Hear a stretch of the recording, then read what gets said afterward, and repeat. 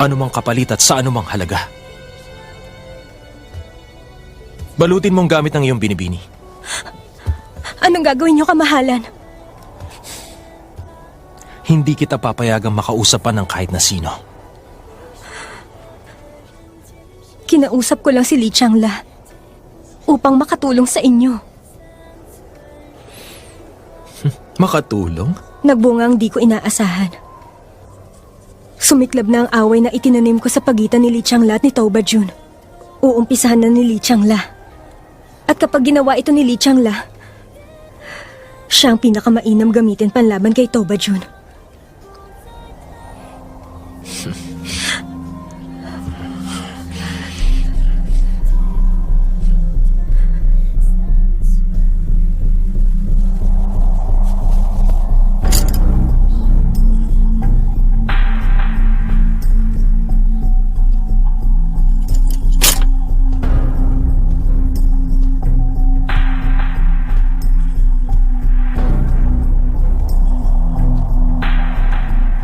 Pinuno, Itinuturing mo pa rin ba akong pinuno mo?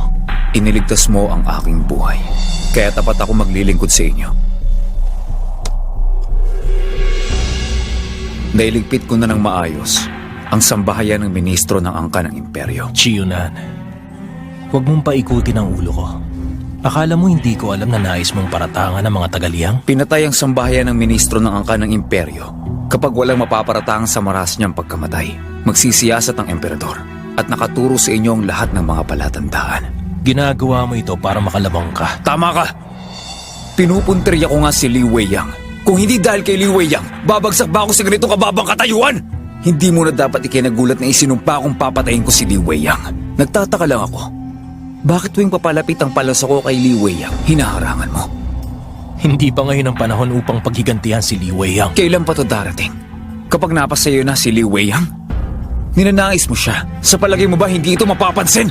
Huwag mong kalimutan na si Tao Bajun ang tanging mahal ni Li Weiyang. Ang babaeng yan ang magdudulot ng pagbagsak mo.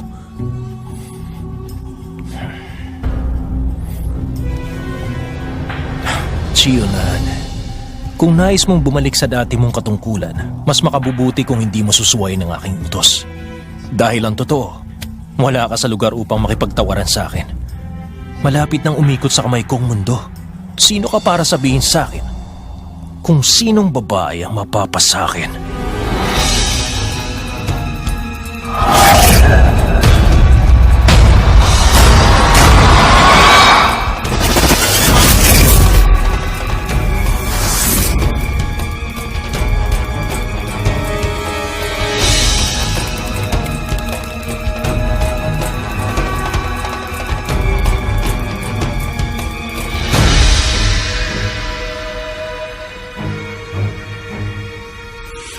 Naiintindihan ko, Pinuno.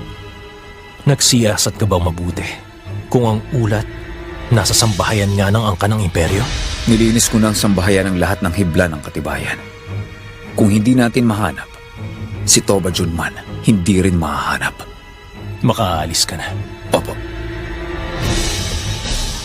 Sandali.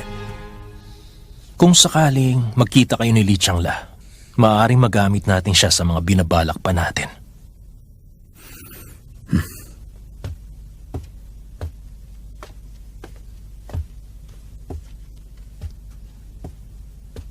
Kamahalan, kahit na pinaglilingkuran na kayo ni Chiyunan, dati pa rin siyang general na may libu-libong tauhan. Palagay ko, hindi siya ganun kadaling mapasusunod. Isang halimaw si Chiyunan. Sa ngayon, napaamo ko man siya.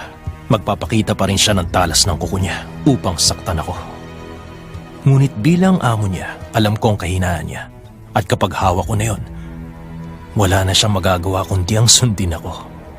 At sa huli, wala pa ring halimaw na hindi nasasaktan ng hagupit ng kanyang amo.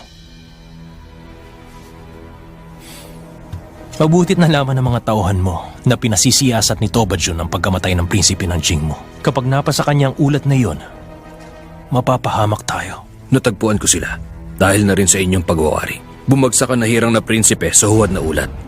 Napatahimik man natin ang saksi, Hindi natin alam na kapag iwan pala siya ng tunay na ulat, hindi natin inaasahang mapupunta ito sa kamay ng ministro ng angkan ng imperyo. Hindi magkaibigan ang ministro at ang nahirang na prinsipe. Sino bang mag-aakalang nasa kamay niya ang ulat? Kung hindi mahiyain at duwag ang ministro at di niya ito tinago, hindi na sana tayo narito ngayon. Ang ibig lang sabihin nito, kayo talagang piniling pinuno. Kaya iginawad ng Diyos ang kaalaman ng lihim ng ministro sa pagkakataong naaayon sa inyo. Kapag nalaman ng amang katotohanan na akong nasa likod ng pagkamatay ng nahirang na prinsipe, hinding-hindi niya ako kaawaan. O di kaya ay gagawing tagapagmana. Naabot ko man ang ganitong kapangyarihan, hindi ko pa rin maudyok ang aking ama. Kaya naman, kailangan pa rin nating maging maingat. Sina Toba Jun at Li Weiyang, hindi ganong kadaling susuko. Ano naman kung hindi? Nilinis na natin ang lahat ng katibayan sa sambahayan. Hindi na nila mahahanap ang tunay na ulat ng saksi.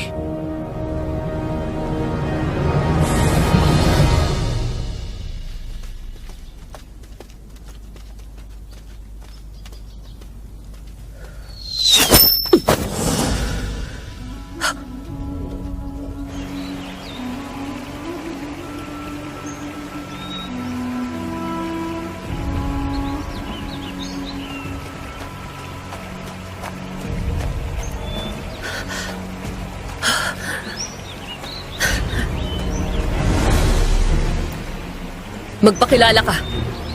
Mamamatay tao ka ba ng mga Chiyon?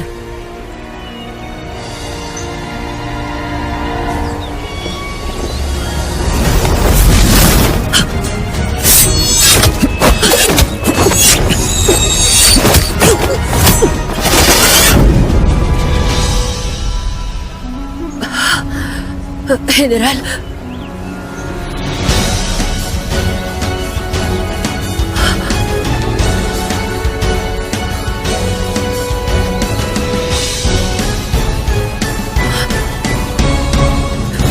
General, ikaw nga talaga. Ikaw nga, General. Sabi ko na nga ba, hindi ka maaaring mamatay. Pagbati sa inyo, General.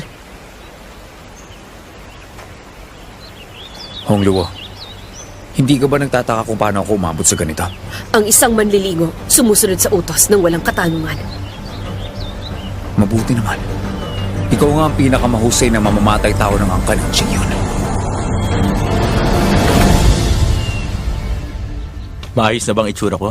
Mukha mong mahina ang katawan ninyo, ngunit hindi halata sa mukha ninyo. Mabuti naman. Sana hindi mahalata ni Weiyang. Minda? Weiyang! Minda! Aba, Uy! patingin nga. Huwag mo nga! Huwag mo akong hawakan. Ilang araw pa lang, magaling ng sugat mo. Kaya lang, ang laki yata ng ipinayat mo. Totoo ba? Ay, alam ko, mag-aalala ka. Kaya nagpunta na ako para matingnan mo. Isa pa, alam ko na ang nangyari mga pagpaslang. Kita mo, nawala lang ako saglit kung ano-ano namang mga pinasok mo. Ikaw babae, pinag-aalala mong lahat ng tao. Pakinggan mo ang sarili mo, iisipin ng iba. Ikaw pa itong nakatatandang kapatid ko. Aba, ano na? Uy! Sa loob ng ilang araw, wala ka ng galang, ginaganyan mo Tigil na ako. mo nga yan.